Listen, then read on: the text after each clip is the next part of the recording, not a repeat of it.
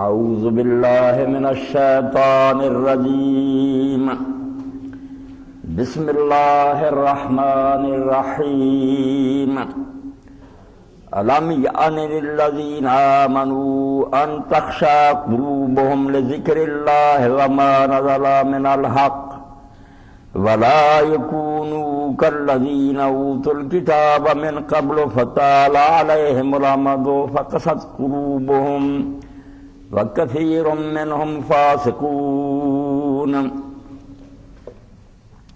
سورہ الحدید کی ایک آیت میں نے آپ کے سامنے تلاوت کی ہے۔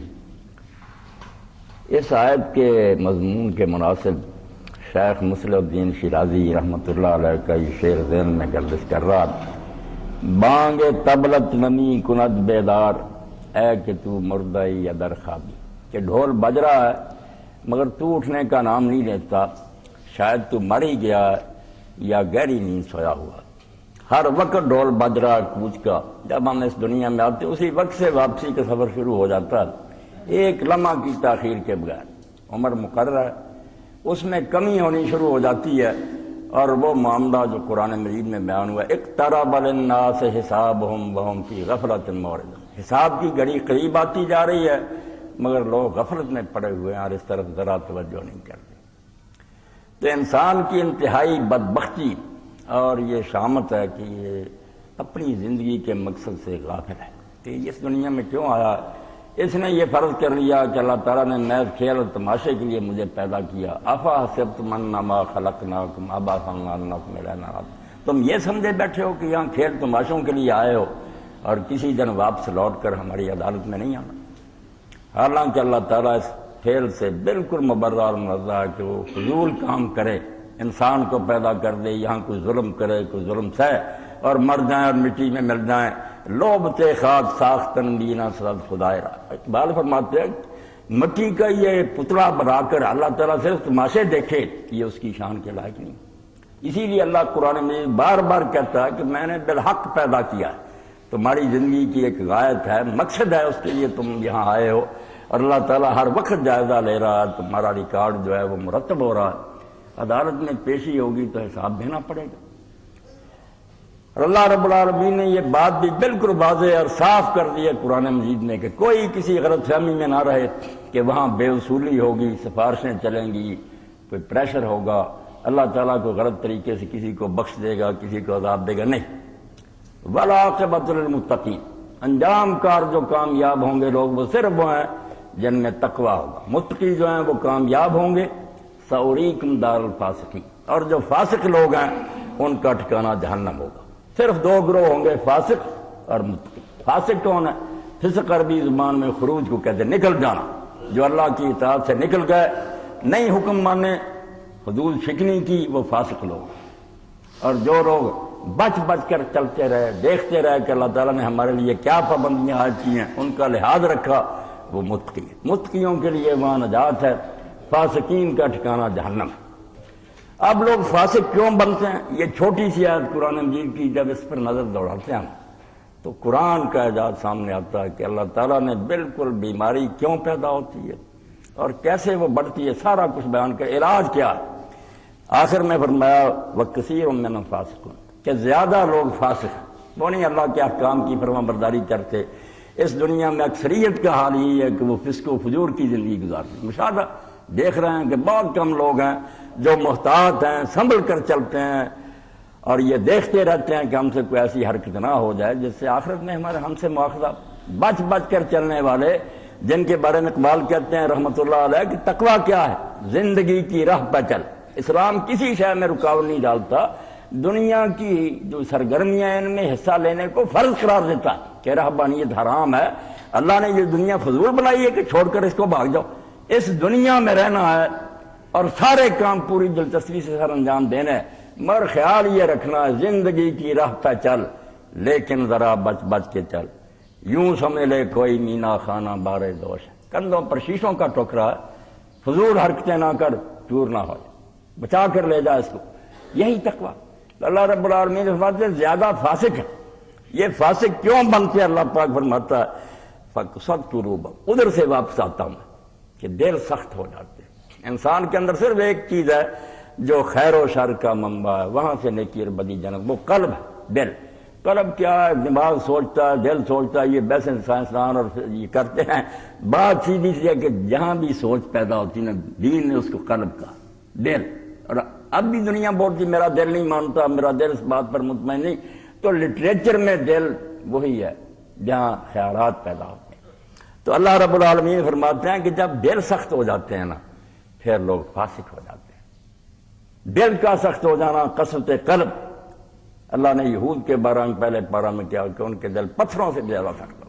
ہم دیکھتے ہیں ہمارے سامنے ہیں لوگ کہ انہیں کوئی واعظ و تبلیغ اثر نہیں کرتی، قرآن پڑھا جاتا ہے، حدیث سنائی جاتی ہیں، سیمینار ہوتے ہیں، ٹی وی پر سب کچھ نہیں، متاثر نہیں ہوتے۔ انہیں سردی دلچسپیوں میں مگن رہتے ہیں جو انہوں نے پسند کر لی۔ یہ دل کا سخت ہو جانا کہ کوئی نصیحت اثر نہ کرے، یہ بدترین روگ ہے۔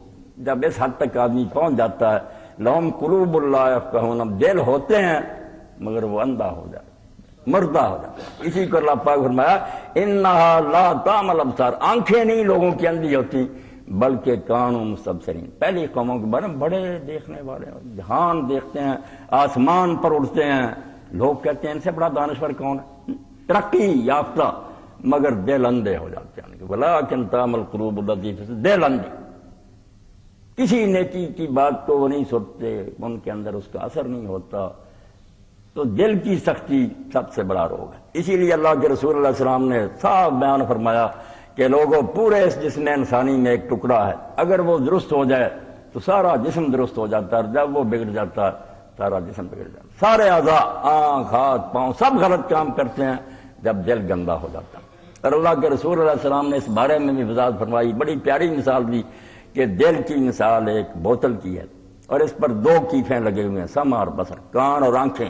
ان سے جو سنتے اور دیکھتے ہوئے جاتا اندر، پاکیزہ باتیں سنتے ہو تو اچھا مواد جمع ہوتا رہتا، دل طیب اور پاک ہوتا۔ اگر گندی باتیں سنتے ہو، گندے مناظر دیکھتے ہو، دل گندا ہو جاتا۔ اور دل جب گندا ہو جاتا ہے نا، اس کا پھر کوئی علاج نہیں۔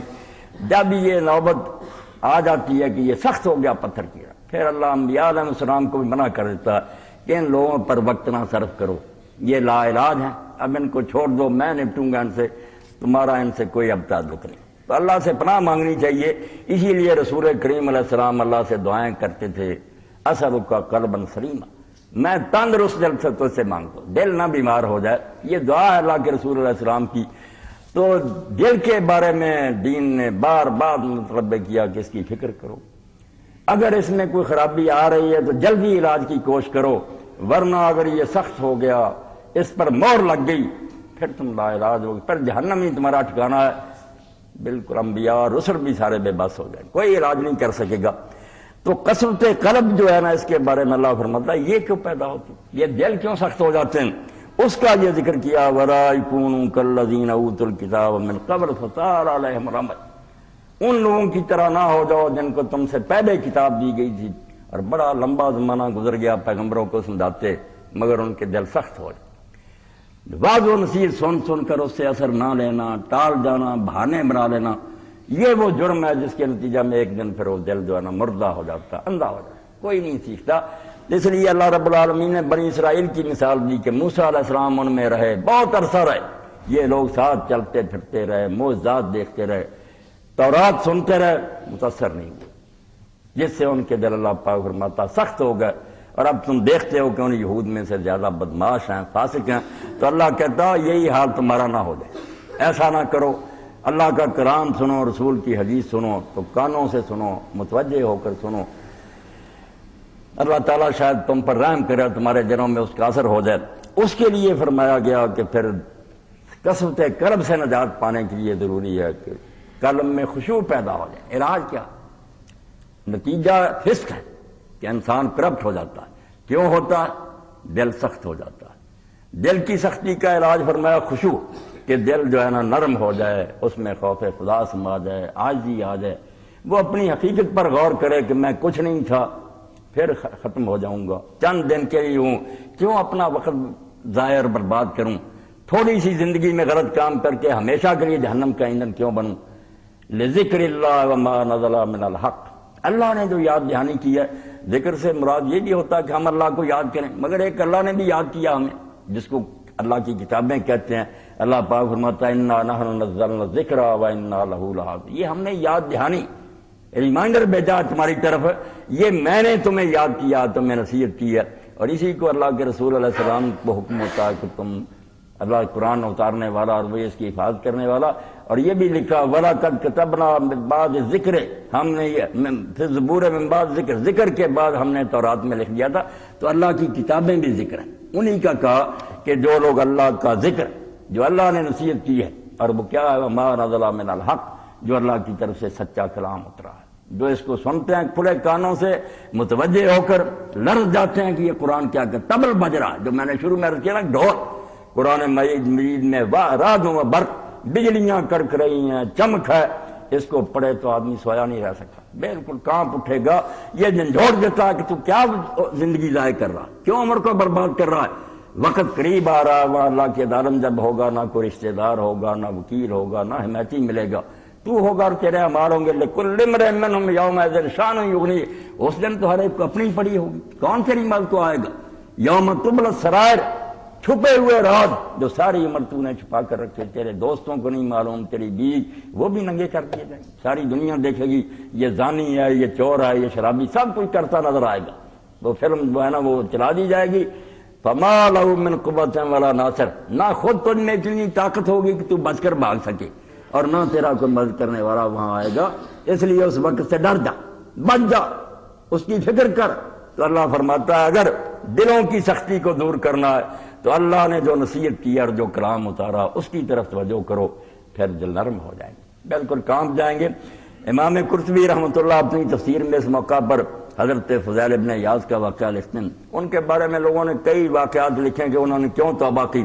فضیل بڑے ڈاکو تھے، بدنام ڈاکو تھے، گینگ بنایا ہوا تھا، بغداد کے راستے میں انہوں نے ڈیرا جمایا ہوا تھا، کافرے گزرتے تھے، لوٹتے تھے، بڑے بڑے لوگوں کو لوٹتے تھے، دنیا کانپتی تھی ان کے نام سے. تو وہ فرماتے ہیں کہ کسی عورت کے ساتھ انہیں ناجائز محبت ہو گئی، اس سے وعدہ کیا، رات کے وقت دیوار پھاند رہے تھے. اب حافظ قرآن یہی آیت پڑھ رہا تھا جو انہوں نے سنی، الم یان للذین آمنوا، کہ جو کہتے ہیں کہ ہم اللہ کو مانتے ہیں، قیامت آنے والی، رسول سچے ہیں، ان کے لیے ابھی وقت نہیں آیا. کیسا جھنجھوڑا، کب وقت آئے گا؟ اپنی زبان میں نے کہا تو کہیں گے یہ گھڑی ہے توبہ کی. اللہ فرماتا ہے الم یان للذین آمنوا، ایک طرف دعویٰ کرتے ہو کہ اللہ دیکھ رہا اور قیامت آنے والی ہے، رسول سچا ہے، ابھی وقت نہیں آیا کہ تمہارے دل اللہ کا کلام سن کر ڈر جائیں اور تم کانپ جاؤ. جب یہ آواز سنی تو حضرت فضیل کی زبان سے نکلا اور وہ روئے اونچی آواز سے کہ حافظ قرآن وہ وقت آ گیا.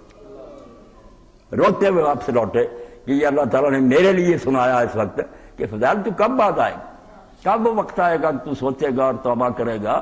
بعد آدھا زندگی کی ملک کا کوئی فتح نہیں کب ختم ہو جائے. قبر کے چوکھٹے خالی ہیں انہیں مت بھولو، نہ جانے کون سی تصویر سجا دی جائے، کون جانتا کہ اسے کس وقت فلیٹ میں رکھ دیا جائے. اللہ نے اس وقت کو چھپا کر رکھا تاکہ لوگ جو ہے نا ہوشیار رہے ہیں کہ کوئی پتہ نہیں اچانک آ جائے، وقت آتا پتہ بھی نہ اور بس دنیا سے کوچ ہو جائے. تو حضرت فضیل نے رو کر چیخ کر یہ کہا کہ حافظ قرآن وقت آ گیا. اب توبہ کر کے رو کر جب واپس آ رہے تھے تو ایک قافلہ ایک ویرانے میں اترا ہوا تھا، مسافر اترے ہوئے تھے اور وہ آپس میں کہہ رہے تھے یار کوشش کرو جلدی نکلنے کی، فضیل کا کوئی پتہ نہیں کس وقت وہ ڈاکہ مارے، وہ ڈاکہ ڈالے اور لوٹ لے. تو حضرت فضیل فرار ہوئے کہ اللہ فضیل اتنا بدنام ہے کہ دنیا بیچاری جو ہے اس کا نام لے کر کہتی ہے کہ وہ حرامی اور ڈاکو کہیں آ نہ جائے. روتے اور پھر ایسا کیا کہ روتے ہوئے حرم شریف کو چل پڑے. 2 سال میں مکہ پہنچے، بس ایک قدم اٹھا لیتے تھے، 2 رکعت نماز پڑھتے تھے، پھر قدم اٹھا روتے، اور ساری عمر پھر حرم شریف میں گزاری. اور نوبت یہاں تک پہنچی الم یان للذین سنا کہ یہ دل سخت کر رکھے ہیں تم نے، اتنی نصیحتیں کی جا رہی مگر تم دھیان ہی نہیں کرتے. تو کب وقت آئے گا تم ہوش سنبھالو گے، کب تمہارے دل نرم ہوں گے اور تم خدا کے خوف سے کانپو گے. حرم شریف میں جا کر ٹھہر گئے اور پھر اتنے اللہ کے ولی ہوئے، حدیث کے بھی براوی ہیں، صوفیاء میں بہت اونچے طبقہ کے، کہ وقت کا حکمران ہارون رشید حج پر گیا. اس نے اپنے وزیر ربیع سے کہا کہ ربیع کوئی اللہ کا نیک بندہ جو ہے حج پر آیا وہ میرے ساتھ اس کی ملاقات کرا. اب حج مجمع ساری دنیا کے سیاح اور اولیاء میں سے بڑے لوگ وہاں جمع ہوتے. تو انہوں نے حضرت سفیان ابن عیینہ رحمۃ اللہ علیہ سے ملاقات کرائی. ملاقات کی سلطان نے تو بعد میں کہا کچھ خدمت کا موقع دیں. انہوں نے اپنے کچھ حالات بتایا کہ قرضہ وغیرہ. ربی سے کہا کہ 2 تھیلی، اور باہر جا کر کہا یار یہ وہ بندہ نہیں جس سے میں ملنا چاہتا ہوں. عالم بہت اچھے امام ہے، حالانکہ سنت کے ستون ہے. پھر سفیان ثوری سے بھی ملاقات ہوئی، یہی ہوا. اس نے کہا اچھا میں سمجھ گیا، لے گیا. حضرت فضیل کے مکان پر چراغ جل رہا تھا، دروازہ بند تھا، وہ نفل پڑھ رہے تھے تہجد کے وقت. دروازہ کھٹکھٹایا، پوچھا، کہا میں ربی ہوں، وزیر اعظم میرے ساتھ امیر المومنین ہارون ملنا چاہتے ہیں. دروازہ کھول دیا مگر چراغ بجھا دیا. یہ اب اندھیرے میں ٹٹول رہے ہیں. ٹٹولتے ہارون رشید کے ہاتھ پڑا فضیل پر. تو انہوں نے کہا ہم نے ڈھونڈ ہی لیا نا آپ. تو حضرت فضیل نے کہا کہ امیر ہاتھ آپ کے بڑے نرم و نازک ہے، بشرطے کہ جہنم سے بچ گئے. یہ کہا سلطان بے ہوش ہو گیا. ہوش میں آیا، کہا کوئی نصیحت؟ کہا نصیحت یہی ہے کہ جس جگہ تو بیٹھا ہے یہاں ابو بکر عمر بھی بیٹھے، فرعون اور نمرود بھی بیٹھے، وہ لعنت سمیٹ کر گئے اور جہنم کا ایندھن بنے. انہیں دنیا میں بھی ثنا نصیب ہوئی، دنیا تعریف کرتی ہے، جنت کے بھی وارث بنے. اب تیرے لیے دونوں راستے کھلے ہیں کہ تو ان میں سے جس پر چلے گا وہی تیرا انجام ہوگا. ساری باتوں کے بعد کہا کہ کچھ اور کیا بطور میری درخواست یہ ہے، میری خدمت یہ ہے کہ نہ آئندہ مجھے ملنے کے لیے آنا اور نہ مجھے بلانا، کیونکہ میں اپنی بہت ساری زندگی فضول برباد کر چکا. اب میرے پاس وقت نہیں ہے، میں تلافی کر رہا ہوں، طواف کر کے نمازیں پڑھ کے بات کر کے کہ میری کسر پوری ہو جائے. تو باہر نکل کر اس نے کہا پھر ہارون رشید نے کہ ربی بس ایسے آدمی سے ملنا چاہتا جو ڈاکہ زنی میں مشہور تھا، لوگ اس کا نام لیتے تھے. وہ اتنا خدا سے ڈر گیا. تو قرآن مجید کیسے اس آیت میں بآواز بلند کہہ رہا علام یعنی ابھی وہ وقت نہیں آیا کہ تم آیتیں سنتے ہو، درس سنتے اٹھ کر چلے جاتے ہو دامن جھاڑ کر. سوچا کبھی کہ کیوں اثر نہیں ہو رہا؟ فرمایا تمہارے دل مر چکے ہیں، یہ سخت ہو چکے ہیں، تو ڈر جاؤ اور اللہ کا کلام سن کر چاہیے کہ تمہارے دل جو پانی ہو جائے، نرم ہو جائیں، کانپ جائیں. اور جب دل نرم ہو جاتا ہے سارے کام سیدھے ہو جاتے. دل مردہ دل نہیں ہے ایسے زندہ کر دوبارہ، کہ یہی ہے امتوں کے مرض کہن کا چارہ. بیماری وہی ہے جو یہود کی تھی، وہی ہماری. قرآن پڑھا جا رہا ہے، ختم ہو رہے ہیں، تراویحوں میں سن رہے ہیں، اثر کوئی نہیں. دل سخت، اندر نہیں اترتا. قرآن مجید تجوید کے ساتھ مخرج سے نکالتے ہیں، دوبارہ پڑھتے ہیں کہ صحیح نہیں پڑھا گیا. کوئی سمجھتا نہیں کہ یہ کتاب کیا ہے، عمل کوئی نہیں. تو یہی آیت اللہ پاک نے اس وقت اتاری جب ہماری طرح کے لوگ ایمان کے مدعی تھے. اس آیت میں جو کہا کہ جو لوگ اللہ کو مانتے ہیں ان کے لیے ابھی وقت نہیں ہے.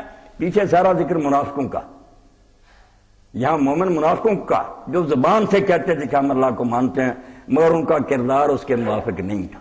اب ہمارا روگ بھی یہ ہے نا، تضاد کہ منافقت ہے ہماری زندگی میں کہ ایک طرف تو اللہ کے رسول صلی اللہ علیہ وسلم کی گستاخی ہو، کارٹونی چھپے مرنے کے لیے نکلاتے، اور دوسری طرف وہ رسول چلا رہا ہے، اس کی کتاب چیخ رہی ہے، احادیث دہائی دے رہی ہیں، کوئی امت نہیں سنتا. ہر قسم کی کرپشن ان میں ہے، کفار سے زیادہ. تو اللہ فرماتا جیسے وہ نبی کے ساتھ رہے موسیٰ علیہ السلام کی، بڑی دیر کلام سنا مگر دل سخت. پتھر پر شاید کوئی اثر ہو جائے، ان پر کوئی نہیں ہوا. ان جیسے نہ ہو جانا، اللہ کا کلام سن کر ڈر جاؤ. یہاں منافقون کو مومنین کہا ہے کہ تم زبان سے کہتے ماننے والے، اگر ماننے والے شرم کرو، اپنے اس دعوے کی کوئی لاج رکھو، خدا سے ڈر جاؤ، کوئی نیکی کرو. اور واقعی اگر آدمی قرآن کی طرف پوری طرح متوجہ ہو، دل میں یہ سوچے کہ یہ کوئی انسان نہیں بول رہا، اس کے پردہ میں خدا اللہ بول رہا، یہ باتیں اللہ کی، وہ عرش عظیم سے اعلان کر رہا ہے. اب جب مکہ معظمہ میں آدمی ہو، مسجد حرام میں بیت اللہ شریف کے پاس اور امام صاحب پڑھ رہے ہوں، تو بالکل یقین کرے جیسے عرش سے آواز آتی ہے، یہ خانہ کعبہ سے اللہ بول رہا، وہ ہمیں مخاطب کر رہا. اور اسی لیے حضرت ابن مسعود رضی اللہ عنہ فرماتے ہیں جب تم قرآن پڑھو اور کہیں آئے یا ایھا الذین آمنوا، اسی وقت رک کر کہا کہ لبیک اللہم لبیک، اللہ تو نے مجھ سے بات کی ہے، میں حاضر ہوں.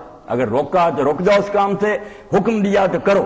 اسی لیے آپ نے فرمایا ابن مسعود رضی اللہ عنہ نے کہ ہم رسول کریم علیہ السلام سے جب 10 آیتیں پڑھتے تھے تو آگے نہیں پڑھتے تھے. ان 10 آیتوں کے بارے میں دیکھتے تھے کہ جن چیزوں کا اس میں حکم ہے وہ ہم نے کر لی ہیں، جن سے روکا چھوڑ دی، پھر پڑھتے تھے. چنانچہ جب قرآن کا علم مکمل ہوتا تھا ساتھ ہی عمل مکمل ہو جاتا. اور اسی بات کو سید قطب شہید رحمۃ اللہ نے فرمایا کہ محمد ابن عبداللہ صلی اللہ علیہ وسلم کی اصل کامیابی یہ نہیں ہے کہ وہ قرآن جیسی کتاب دنیا کو دے کر گئے۔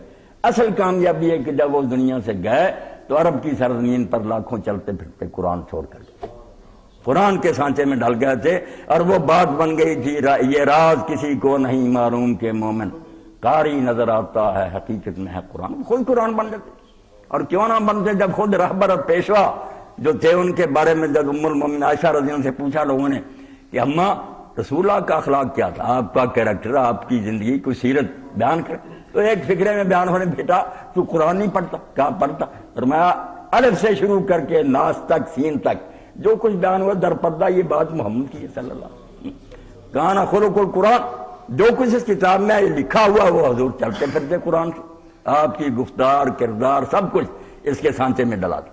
تو اللہ کہتا ہے کہ یہود کی طرح نہ ہو جاؤ، نبی کے ساتھ رہے، اتنی مدت ساتھ کتاب سنتے رہے، دل سخت کوئی اثر نہیں ہوا، پتھر دل، تم اس طرح کے نہ ہو۔ اللہ کا کلام جب سنو تو تمہارے دل کانپ جانے چاہیے، لرز جانے چاہیے۔ سید مودودی رحمۃ اللہ علیہ اپنی تفسیر میں ایک جگہ لکھ رہے ہیں گئے گزرے دور میں بھی قرآن میں بڑی طاقت، سنیں تو صحیح تھا۔ تو سلطان احمد بن نصر جو اب اس نے نیشا پور فتح کیا تو دربار لگایا اور قاری سے کہا کہ قرآن مجید پڑھے۔ اب وہ قرآن مجید میں سے اس نے وہ مقام پڑھا جہاں آتا کہ اللہ تعالیٰ اپنی مٹھی میں لے گا آسمان کو، اور ایک ہاتھ میں زمینیں ہوں گی، جھنجھوڑے گا اور پوچھے گا کہاں ہیں وہ لوگ جو دنیا میں بادشاہ بنے پھرتے، لمن الملک اليوم، بتاؤ کہ تمہارا اقتدار کہاں گیا، کس کی حکومت ہے آج؟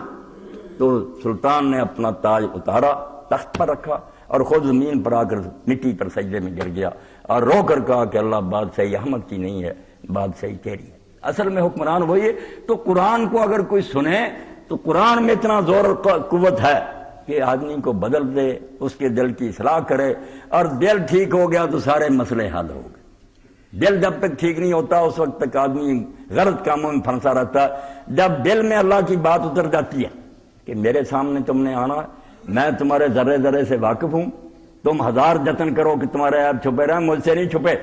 اور اسی لیے ایک دعا جو طواف کے دوران نیک لوگوں نے کی ہے اس کا مضمون بھی ذہن میں رکھنا چاہیے، صرف زبانی نہیں پڑھنی چاہیے، دل سے ہونی چاہیے کہ اللہ جو میرے گناہ خافیہ علی خلق کا تیری مخلوق سے چھپے ہوئے ہیں مگر تو جانتا، وہ آگاہ اور باخبر ہے، وہ معاف کر دینا، میرا پردہ رہ جائے۔ ورنہ اگر حساب شروع ہو گیا اور لوگوں کے سامنے آ گئی باتیں تو بڑے بڑے زاہد اور آبے ننگے ہو جائیں گے کہ کیا چھپ کر کرتے تھے تم، اب ساری چیزیں آ گئی۔ اس لیے قرآن مجید میں اتنی طاقت اور قوت ہے، یہ اللہ تعالیٰ کا اتنا بڑا انعام اور عطیہ ہے کہ ہم اس کی طرف اگر دل سے متوجہ ہو جائیں، اس نیت سے اس کو پڑھے کہ یہ کتاب ہدایت ہے، اس سے رہنمائی لینی ہے، صرف برکت کے لیے نہیں اس کو پڑھنا، پوچھنا اس سے کہ میں کیا کروں اور کیا نہ کروں۔ تو آج بھی یہ زندہ کتاب ہے، مردہ نہیں ہے، زندہ ہے، وہی اثر اس میں باقی ہے جو پہلے تھا۔ اور حضرت عمر رضی اللہ تعالیٰ عنہ کے بارے میں چونکہ غلط بات مشہور ہو گئی کہ وہ بہن کے گھر گیا تھا، وہ ایک واقعہ جو حدیث کی روشنی میں صحیح نہیں مگر مشہور وہی ہوا، وہی بیان ہونا شروع ہو گیا کہ وہ گئے وہاں لڑائی ہوئی، ایسی بات نہیں۔ اور کئی لوگ یہ بھی کہتے ہیں کہ حضور نے دعا کی تھی اور اس سے یہ نتیجہ نکالتے ہیں کہ آپ نے مانگ کر لیا، حالانکہ ان کے فضائل بڑے ہیں۔ تو غلط باتیں دین میں ان کو چھوڑنا چاہیے۔ اب ایک طالب علم نے مجھ سے سوال کیا کہ مولانا حضور نے کہا کہ اللہ عمر بن خطاب یا عمر بن شام میں سے کسی ایک کے ذریعے میری مدد کرے، اور حضور کا کیا بیٹتا تھا، آپ دونوں کے لیے کہہ دیتے، آگے اللہ کی مرضی جس کو مناسب سمجھا جائے، حضور نے یا کیوں کہنا تھا؟ اور یہ سوال علیہ السلام میں بھی چھپا جواب نہیں ہوا، باتیں لوگ بنا لیتے ہیں پھر پھنس جاتے ہیں۔ زمانہ ہے پڑھا لکھا کہ حضور دونوں کے لیے دعا کرتے، آگے جو ہوتا حضور تو قرآن بتاتا ساری دنیا کے لیے تڑپتے تھے کہ لوگ ہدایت پا جائیں۔ اور پھر یہ کہ کہا کہ جب عمر رضی اللہ عنہ کے اندر طلب ہی نہیں تھی، قرآن تو کہتا ہے یہ طالب علم کا سوال تھا، یہدی الیہ من اناب، اللہ کا اصول تو یہ ہے کہ وہ ان کو ہدایت دیتا جو چاہتی۔ یہ حضرت عمر تو کافر تھے، مسلمانوں کو مارتے تھے، صرف دعا کی اور یہ بغیر طلب کیا ان کو مانگ لیا، یہ کیا ہو؟ تو اصل میں باتیں غلط مشہور ہو گئی۔ ہوا کیا؟ دو واقعے حضرت عمر رضی اللہ عنہ کے اسلام کی طرف کھینچ رہے، طلب پیدا ہوئی تو اللہ نے انعام دیا، ورنہ وہ خام خواہ نہیں، وہ غنی ہے، محتاج ہی نہیں۔ عمر کافر مرے، اللہ کا کیا بیٹتا، اتنے مرے ہیں، خدا کا کوئی نقصان ہوا نہیں، طالب۔ تو ایک واقعہ تو یہ ہوا کہ جب حضرت حبشہ کی رسول کریم علیہ السلام نے اجازت دی تو حضرت عمر رضی اللہ تعالیٰ عنہ کی عزیزہ تھی، لیلا ان کا نام تھا، وہ اور اس کا خامن سامان باندھ رہے تھے۔ اب حضرت عمر رضی اللہ عنہ کے گھر گیا اور دیکھا کہ وہ لیلا سامان باندھ رہی، جنہوں نے پوچھا لیلا یہ کیا ہے، کیا کر رہی؟ اس نے بڑے درد انگیز پیرائے میں یہ بات کہی کہ عمر یہاں تم نے اللہ کی بات ہمارے لیے مشکل کر دی، جینا حرام کر دیا، یہ ہمارے گھر سنبھالو، جائیدادیں سنبھالو، ہم یہ سب کو چھوڑ کر پردیس جا رہے ہیں۔ اب یہ پہلا موقع تھا کہ عمر رضی اللہ جیسا جو آدمی روز لونڈیوں کو مارتا تھا اور لاٹھی رکھ دیتا تھا کہ مجھے ترس نہیں آیا، صرف تھک گیا، خبر لیتا، ہل گیا، اور صرف یہ کہہ کر وہاں سے چلا گیا، کھڑا نہیں رہ سکا کہ لیلا نہ دیکھ لے، صرف اس نے کہا اچھا خدا تمہارا ساتھی، مگر آنسو آ گئے کہ ہمارے برابر کے شریک ہیں، جائیدادیں ان کی، کیا دیکھا ہے ان کے، سب کو چھوڑ کر جا رہا ہے، پتہ نہیں وہاں پردیس میں کیا خاک چھاننی پڑے۔ اور دوسرا واقعہ خود بیان فرماتے ہیں کہ میں ایک دن حرم شریف کی طرف نکل گیا، ارادہ تو تھا کہ نیند نہیں آ رہی، شراب پین دکان پر، وہاں ساتھی نہیں کو ملا، میں حرم شریف کی طرف گیا تو رسول کریم علیہ السلام رات کی نماز پڑھ رہے تھے تہجد، اور تھوڑا تھوڑا بلند آواز سے قرآن پڑھ رہے، سورہ الحاقہ تھی شروع، تو اس میں پڑھتے آئے جب آپ نے آخرت کا بیان کیا تو ہم لوگ آخرت کے منکر سے مر گئے، مٹی ہو گئے۔ میں نے کہا یہ باتیں جو ہے نا صرف شاعری ہے، لفاظی یہ لفظوں کے چکر سے یہ آدمی لوگوں کو گمراہ کر دیتا، ورنہ مرنے کے بعد کیا شاعری واقعی ایسی ہے کہ آدمی کو پھنسا لیتی۔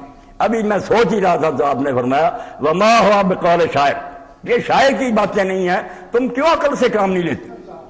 میرے دل میں آیا کہ یہ کاہن جنات ہیں اس کے پاس، میرے دل کی بات اس نے معلوم کر لی۔ آپ نے پڑھا وما ہوا بقول کاہن، یہ کاہنوں کی باتیں نہیں ہیں، خدا کا کلام ہے۔ تو فرماتے ہیں فواق علیہ السلام قلبی کل موت، میرے دل میں گھس گیا۔ اور ادھر ایک بہت سے آواز سنی، صحیح بخاری میں آتا ہے، اس میں سے آواز سنی کہ لوگوں تم کیا کر رہے ہو، اللہ نے تمہارے اندر ایک رہبر بھیج دیا، بت خانے سے نکلے حضور کی خدمت میں۔ تو طلب پیدا ہونے کے بغیر اللہ ہدایت نہیں دیتا، اللہ تو کہتا اگر تم غنی بنتے تو میں تم سے بڑھ کر غنی ہوں، میں تمہارا کو محتاج ہوں کہ تمہیں ڈھونڈتا پھروں، اصول ہے اللہ کیا۔ تو یہی بات اللہ نے کہی کہ چاہیے کہ تم وقت کی قدر کرو، جو ٹائم تمہیں ملا اس سے فائدہ اٹھا لو، ورنہ کون سی گھڑی آئے گی جب تم کلام سن کر توبہ کرو گے، وقت ختم ہو جائے گا اور پھر روتے رہو گے۔ توبہ کرو، وقت کو ضائع نہ کرو، اس سے جلدی فائدہ اٹھا لو۔ اور اس سلسلہ میں حضرت عبداللہ بن عمر کا واقعہ میں عرض کر کے ختم کرتا ہوں، میری اور آپ کی یاد دہانی کہ جا رہے تھے قبرستان کے پاس سے گزر رہے تھے، باوضو تھے، الگ ہو کے ایک طرف 2 رکعت نماز پڑھی، تو ساتھیوں نے کہا حضرت یہ کون سی نماز کا وقت؟ فرمایا نہیں نماز کا وقت نہیں تھا، جب میں نے قبروں کو دیکھا تو یہ میں آیا کہ عبداللہ ان کا ٹائم ختم ہو گیا، اب یہ جواب دے رہے ہیں تیرا کوئی پتہ نہیں ابھی ختم ہو جائے، اس لیے یہ جو گھڑی میسر ہے اس میں کچھ اللہ کو یاد کر لینا چاہیے۔ تو زندگی میرے دوستوں بھائیوں قیمتی ہے، اس میں ہمیں خود اپنے آپ کو بھی ٹھیک کرنے کے لیے اللہ کی کتاب کو پڑھنا چاہیے، اور ہماری تو ذمہ داری دوہری ہے جس کے لیے ہم آج اکٹھے ہوئے ہیں سوچنے کے لیے کہ صرف اپنے آپ کو درست نہیں کرنا، اللہ کے دین کو دوسری دنیا تک پہنچانا اور اس کو غالب کرنا۔ تو یہ اجتماع جو اللہ تعالیٰ اس کو کامیاب اور مبارک کرے۔ میرے رفیق آئے ہیں، ان کی باتیں آپ توجہ سے سنیں، مگر خدا کے لیے مردہ دل جو ہے نا ان کو زندہ کریں، اور اس میں اللہ کا خوف جو اس کو جگہ دیں، اور آخرت کی فکر جو ہے نا اس کو اجاگر کریں۔ وآخر دعوانا الحمدللہ رب العالمین، وصلی اللہ تعالی علی عبد اللہ ورسولہ خاتم النبیین سیدنا و نبینا محمد و آلہ و اصحابہ اجمعین۔